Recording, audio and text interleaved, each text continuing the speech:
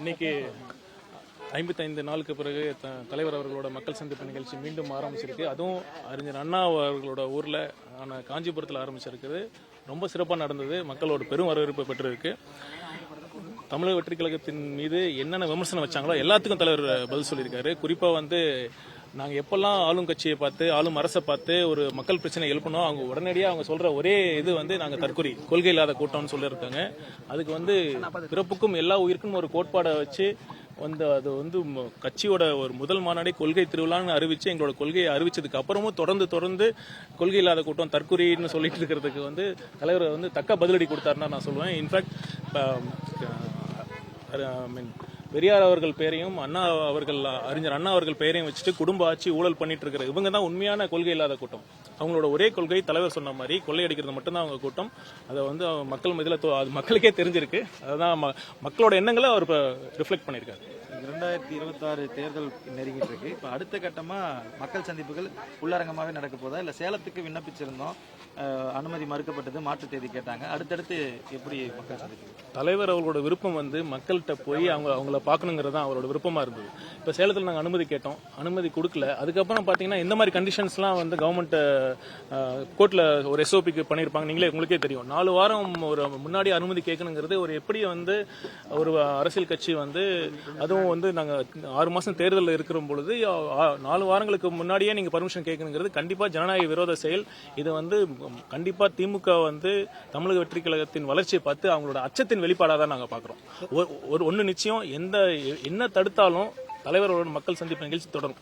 தேர்தல் வாக்குறுதிகளுடைய சில ஐடியாக்களை இங்க மேடையில் பேசியிருந்தாரு. ஒரு வீட்டுக்கு ஒரு மோட்டார் சைக்கிள், அதே போல ஒரு கார் அப்படிங்கிற லட்சியம், அதுக்கான பொருளாதார வளர்ச்சியை உருவாக்கணும். அது எந்த அளவுக்கு சாத்தியம்? தலைவர் கிளியரா சொல்லியிருந்தாரு. அந்த அளவுக்கு ஏர்ன் பண்ற அளவுக்கு அவங்களோட பொருளாதார வளர்ச்சியை நாங்க மேம்படுத்தணும், அவங்க ஏர்ன் பண்ற அளவுக்கு அவங்க கெப்பாசிட்டி உருவாக்கணும் தான் சொன்னாரு. அது கண்டிப்பா பாத்தீங்கன்னா இது வரைக்குமே இன்னும் மக்கள் அது ஏர்ன் பண்ணி கொடுக்கிற அவங்க கெப்பாசிட்டி இல்லாமல் இருக்காங்க. கல்வி இல்லை, சுகாதாரம் போதிய சுகாதாரம் இல்லை. அதெல்லாம் மேம்படுத்தினாலும் அவங்க ஏர்ன் பண்ணிக்கிற கெப்பாசிட்டி வரும்.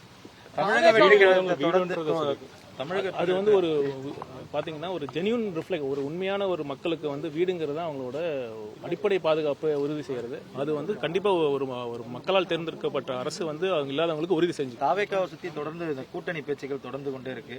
இன்னைக்கும் மறுபடியும் ஒரு தடவை உறுதி செஞ்சிருக்காரு, கொள்கை எதிரிகள் கூட நிச்சயமா நாங்க பாரபட்சமே இல்லாம இருக்க மாட்டோம், சேர மாட்டோம் அப்படின்றதுல கூட்டணி நிலைப்பாட்டுல உறுதியா இருக்க தாவேக்கா. கூட்டணி நிலைப்பாடுல எந்த மாற்றமும் இல்லைங்க. ஏற்கனவே சொன்னதுதான், அப்ப சொன்னதான் இப்பவும், இப்ப சொல்றதான் எப்பவும். அதனால அந்த 2 கட்சிகளோட எந்தவித சமரசமும் இல்லாம நாங்கள் எங்களை எதிர்ப்போம்.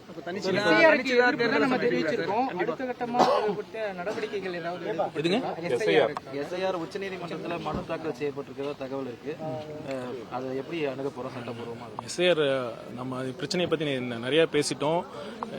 இந்த ஒரு குறுகிய காலத்துல 6 கோடிக்கு மேலான வாக்காளர்களை சரிபார்த்து அதை அவங்க ஓட்டர் டிராஃப்ட் லிஸ்ட் பண்றது உண்மையிலுமே முடியாத காரியம். இப்ப பாத்தீங்கன்னா கள்ளக்குறிச்சியில் ஒரு பிஎல்ஓ ஒரு சூசைட் தற்கொலை பண்ணி இறந்திருக்காரு.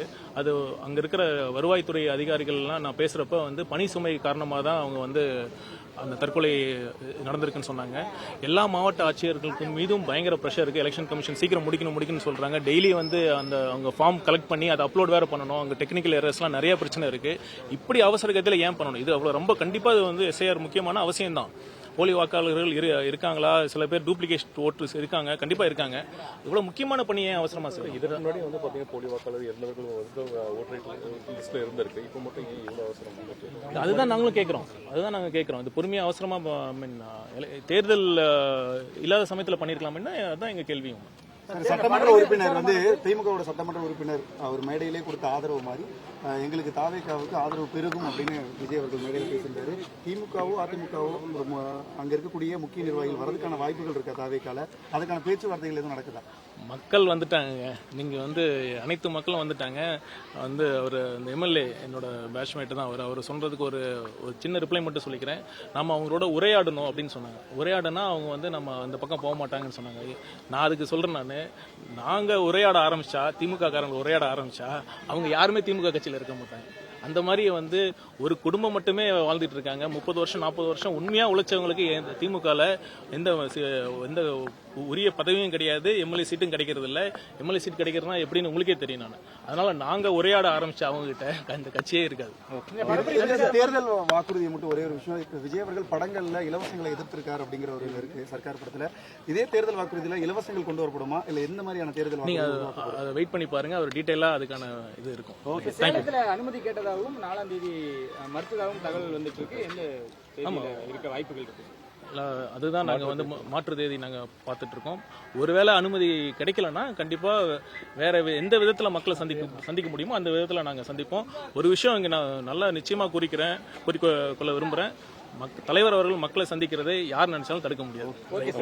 ட்ரெண்ட ஃப்ரெண்ட் ஆக்கிக்கோங்க. தந்தி டிவியின் சப்ஸ்கிரைபர்ஸ் அண்ட் ஃபாலோவர்ஸ் குடும்பத்துல நீங்களும் இணையுங்க.